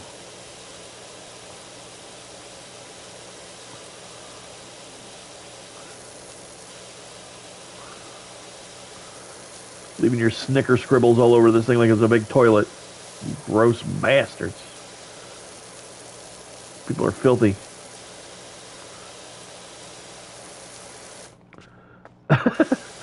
Well, I didn't at first, but I'm kind of digging it now. It does feel nice. It's like, I guess whoever made this was smart because it's like capitalizing on that whole, like, the most satisfying video you'll ever see. I'm like, ah, come on. You know, I must be 9,000 years old because I was watching this dude just clean rugs. Right? And I was like, get out of here.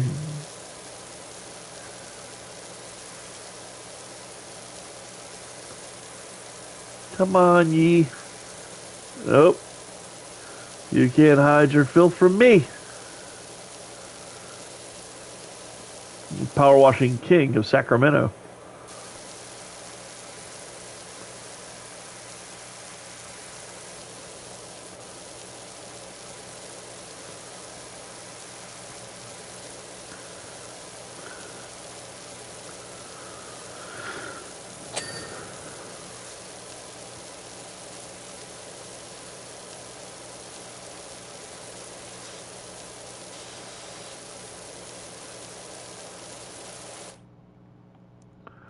All right.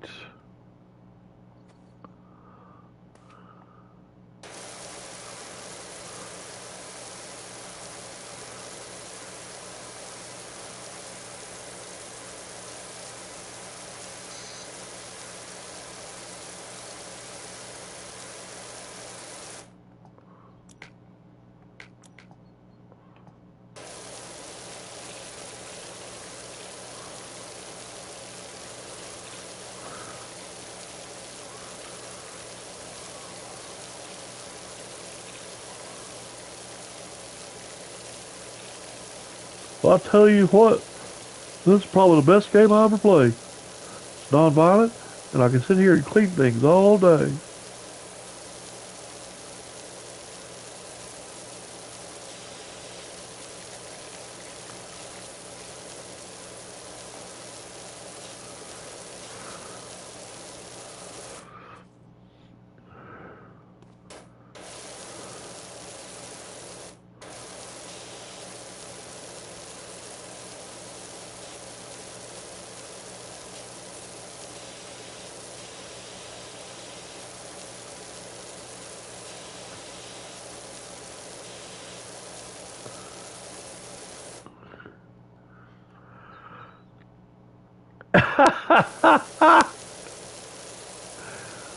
All right, listen up.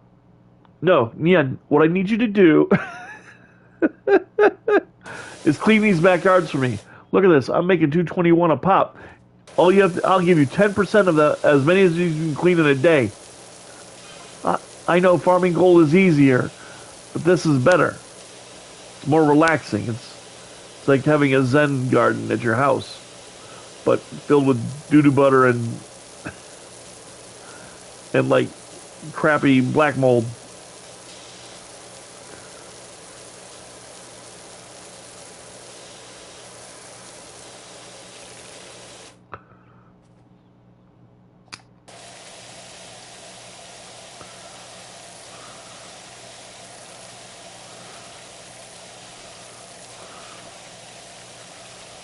All right.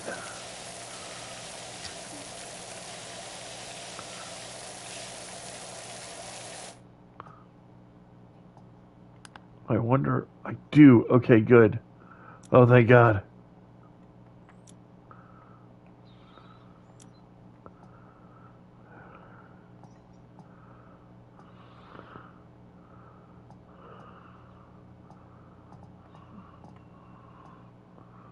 Is there one slightly better than that?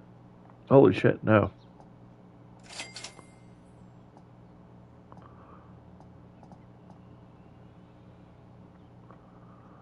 All right.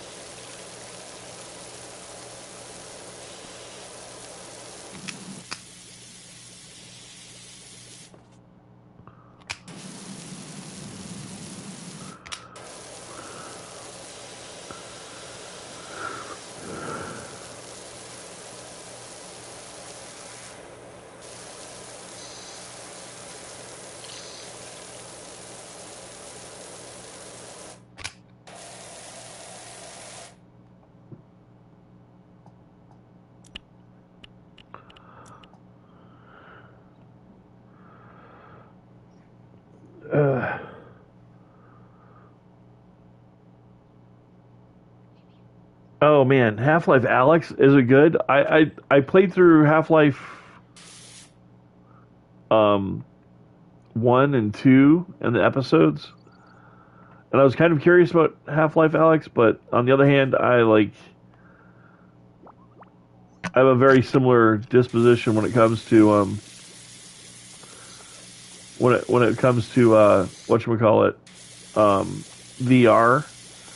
Like I tried to play that Darth Vader one, and it was good, but I was getting really disoriented playing it.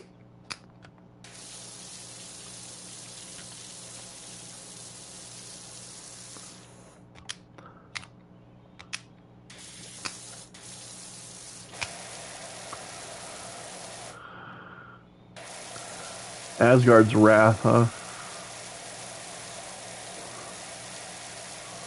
Wow.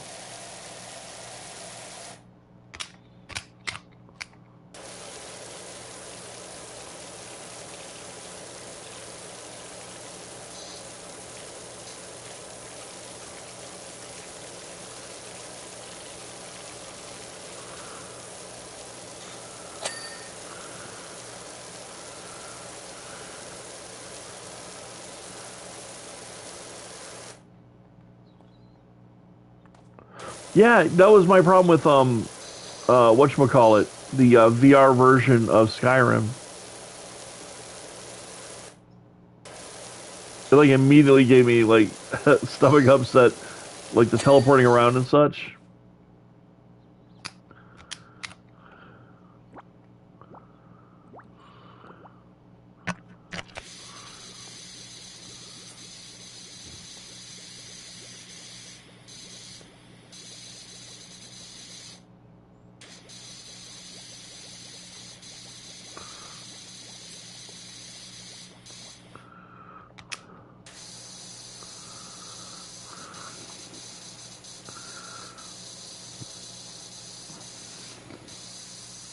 Oh, I can imagine.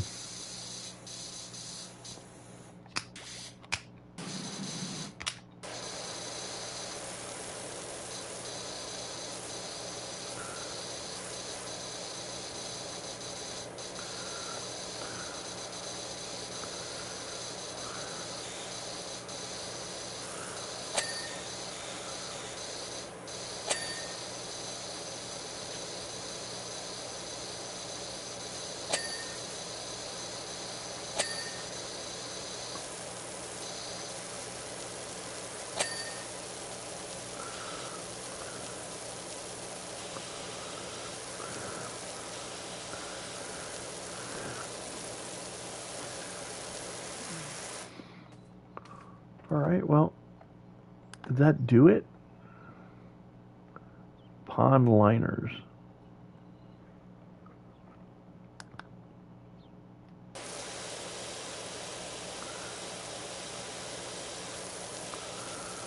Oh,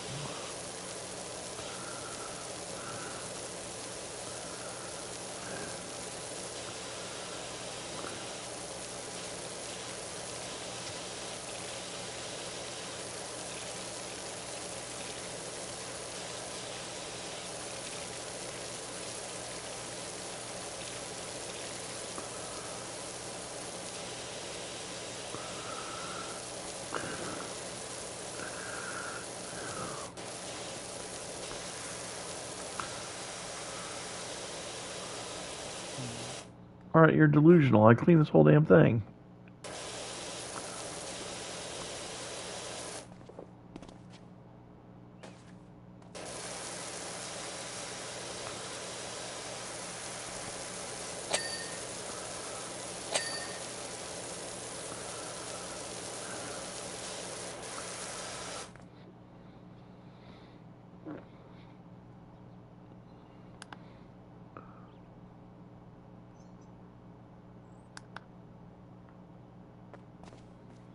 Huh.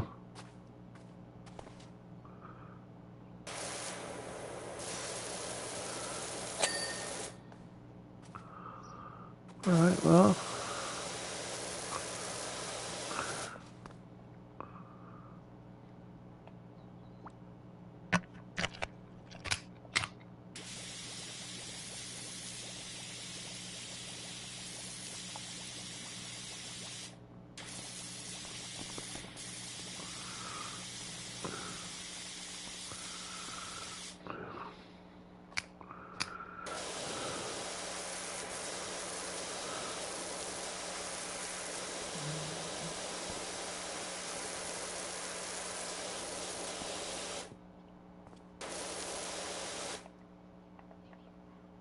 Oh.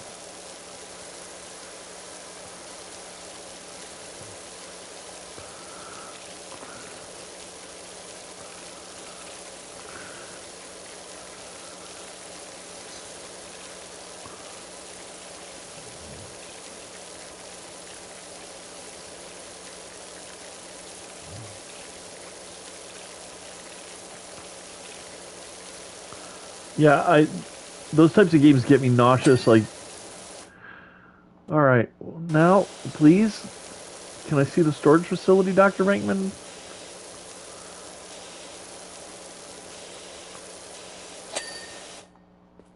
Oh my God. Okay. For real. All right, game. I see you. You have been noticed and been found wanting.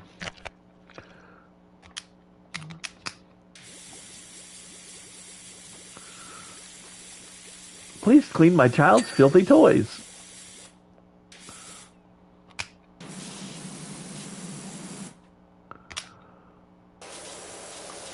That's the deal. My holiday was a little stressful. It ate up a bunch of my time, but for the most part, it was all right. It just ate up a lot of time, and I didn't get my show done for a while, so I'm on the back foot at the beginning of the year, so I didn't like that. But other than that, it went really. It was fine.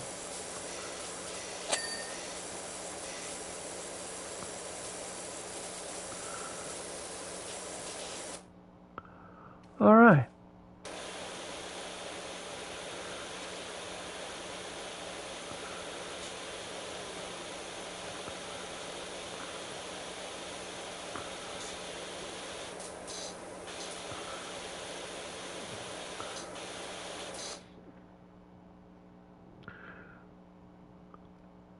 Oh, it was just a mixture of all.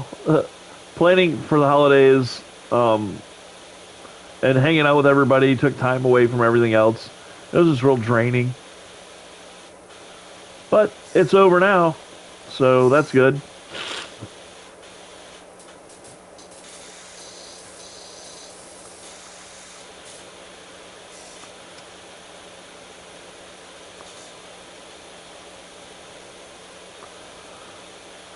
I will assure you, this thing will not be fun to sit on. That's my guarantee. You will get squishy ass if you sit on anything out here in your stupid yard.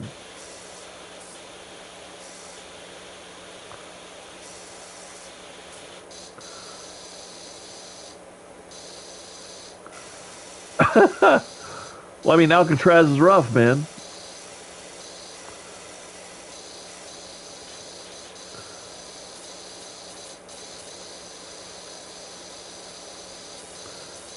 All right, I think yeah, it hit 10:30 a couple seconds ago. I'll be back to get all of the rest of you, you filth, you filthy filth.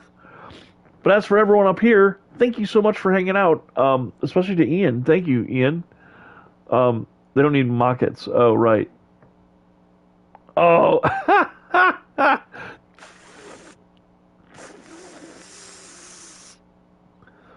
I smell something. Yeah, chestnuts roasting on open fire.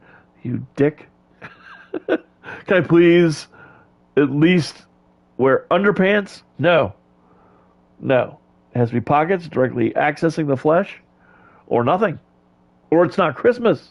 All right, everybody. I hope your holidays were great. Please stay tuned. The new episode of License to Play will be up. It's a three-parter for the holidays. I want to give you guys an extra big gift. Um, and I think everyone will enjoy it. The first one, writing it, coming up with the idea made me laugh. Writing it made me laugh so hard I cried. Recording it and now editing it, it's hard to get done because it is, to me, very, very funny. Um, yeah, so please hang about. There are the most recent episode was the Halloween episode, which is pretty good. I think everyone should like that one if you haven't seen it. Yeah, and stay tuned. There'll be more episodes coming following that, pretty much weekly slash bi-weekly. And we'll be doing some more live hanging out. We were playing Hogwarts last time, so I think we'll continue my Hogwarts adventure, buying books and shit.